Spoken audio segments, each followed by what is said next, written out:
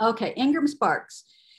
The pros of Ingram is it's used by major publishers. So, Penguin and Hachette, they use Ingram. Ingram has a special, the Sparks part is for self-publishers, but all bookstores know Ingram. They all deal with Ingram. They all buy books from Ingram. So if your book is distributed with Ingram, it can, in principle, get to any bookstore that any other major press book gets to.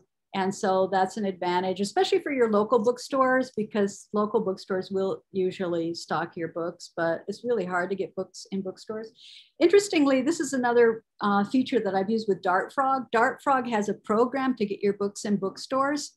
If you want to know more about it, I can tell you about it, but you can go to their site. And I did that with my kids' book because it's really important to get kids' books into bookstores. Because parents like to see the books, and also you need to sell paperbacks and hardbacks to sell kid books, because most kids still read actual physical books and not ebooks. So it doesn't sell so well. Kids books don't sell that well ebook. You need to have a publisher. So for kids books, I would definitely go with Ingram Sparks.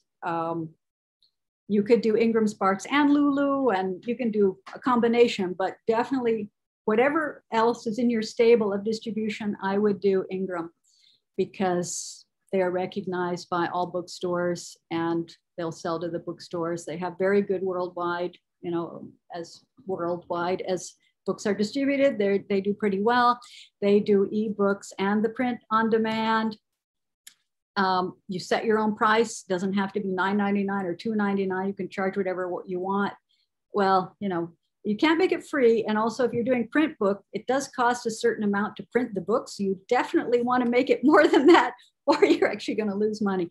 But they tell you that, once you upload the book, it will tell you how much it costs. You just click the button and it will say, here's what it's going to cost to print this book.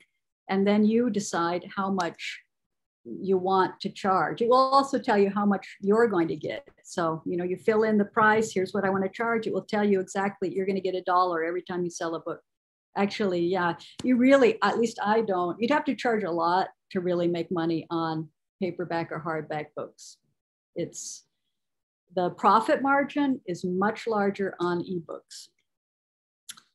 So they also have more options for book sizes than Amazon. You can make almost any size book. And this might be important for kids' books, especially if you're doing something for little kids. Those are often bigger, kind of odd size books, but you can do that with Ingram. You can make all kinds of different size books. You can make them different finish, like you can make it matte or glossy finish. You can have it different paper, different weights of paper. It will cost more if it's a nice heavyweight paper, but they have all of those options, which is nice for making the book. Although interestingly, the Lulu books look much nicer, I think. It's just that Lulu doesn't distribute like Ingram does, but their books actually come out prettier. The covers, there's just more vibrancy in the colors. The cons to Ingram Sparks, you have to pay, but it doesn't cost that much. It's just $29 to upload an ebook, $49 to upload a print book, and $49 to upload a print and an ebook. So it's not that expensive, and then it's uploaded. If you want to make a revision, though, they charge you every time $25. So if you want to upload, say, a few months later, you realize, well, those are a bunch of mistakes, or, someone complains that whatever, they don't like something and you want to change it, you're going to have to pay $25 every time you upload a new version of the cover or a new version of the interior. So it's still not that much, sometimes it's worth it if there's a bunch of typos I've uploaded them all over and over again. Their system, it's very difficult to make changes. Their system is not user-friendly. It's so frustrating. But it's kind of necessary. It's kind of a necessary evil, but it is not a user-friendly system to even fill out the form of your author name and the name of your publisher. If you have your own, give your publisher a name, the metadata, like what genre it is, and the keywords, all of that stuff, they just make it more difficult than it really needs to be. But it really is the main recognized distributor by bookstores and in the publishing world. So just to get that kind of respectability, I guess, especially as a self-published author, I use Ingram, and particularly if you want to get books into bookstores, you're going to need to use Ingram. So yeah, not user-friendly. Oh, no audiobooks. Publish Drive, it's easy to use. It's fairly quick when you want to revise something. They don't charge you when you revise. You can revise it over and over again. It has pretty good worldwide distribution and getting wider all the time. And they're kind of experimental. So they're trying out different ways to distribute. They do ebooks, print, and audiobooks. They do charge. They charge per monthly fee. So if you have only up to 6 titles, they're going to charge $9.99 a month.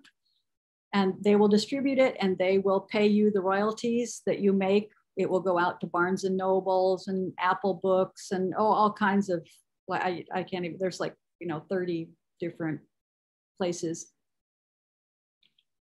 For 24 titles, it's $24.99 a month. So it's not bad, especially if you start making a little money on the books, but it does cost something. It's not free like Amazon.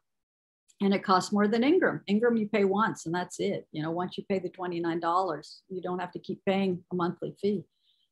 And they don't charge, they don't take out a percentage, of your royalties, and neither does Publish Drive.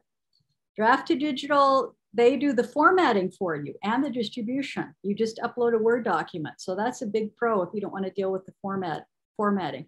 They have a fairly wide distribution, although it's not quite as wide as, Amazon in terms of the world, but not, Amazon on Amazon. Amazon distributes all over the world where Amazon is sold, but not to Barnes and Noble. And so their distribution is pretty good. It's easy to use, but it costs 10% of your royalties. So I think that's kind of major. Maybe when you're first getting started and you don't want to have a lot of upfront costs and they do the formatting, but once you start making some money, I don't think you're going to want to give them 10% of your royalties. I wouldn't, when you have these other options, that are going to cost you $29 one-time fee. If you start making thousands of dollars a month, you're not going to want to pay them 10% of your royalties. So they're not quite as wide as others. They don't have audiobooks. Lulu. So if you want to sell your books yourself, then you would use Shopify. I'm going to talk about that in a minute. It's a bookstore, an online store. I use Shopify, and it really looks nice. You can make a very nice storefront, and it's very handy to have a native integration. So that means you can integrate Lulu with Shopify, and some people can buy paperback books from you or print books from you, and Lulu will ship them out. They're kind of slow on the shipping, but everything's been kind of slow on shipping. So that's a big advantage. And also, as I said, the books look really nice. They're very pretty, just so rich in the color and nicer than Ingram. The quality feels nicer too. So it's also, their system is very easy to use. They have fairly good distribution. In principle, again, they could go to bookstores, but I don't think a lot of bookstores use Lulu. But it's the kind of thing where if your local bookstore said, okay, we want to stock your book, they might get it from Lulu. I mean, they could get it from Lulu.